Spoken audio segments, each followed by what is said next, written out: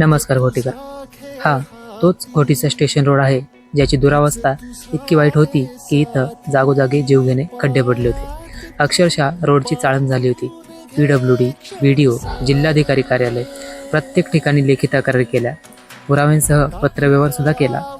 आपण विचारत होतो, या रस्त्याचा वाली कोण? परिस्थिती इतकी हताश होती की शेवटी आम्हाला इथे या रस्त्याचा मालक हरवला आहे अशी बॅनर लावण्याची वेळ आली होती. अखेर प्रशासनाला या संघर्षाची दखल घ्यावीच लागली. माय घोटी माय ड्रीम्सचा इम्पॅक्ट झाला आणि आजपासून स्टेशन रोडच्या कामाला प्रत्यक्ष सुरुवात झाली. 3 महिन्यांचा हा लढा, अनेक तक्रारी, व्हिडिओ आणि तो बॅनर, आज या सगळ्यांचं चीज झाले. आज आपल्या संघर्षाला यश आलंय. स्टेशन रोडच्या कामाला आजपासून सुरुवात झाली आहे.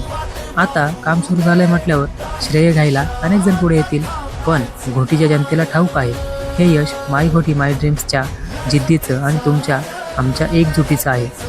श्रेय कोणी लाटो, पण बदल घडतोय कारण आपण प्रश्न विचारले. घोटीच्या विकासासाठी आपला हा लढा असाच सुरू राहील.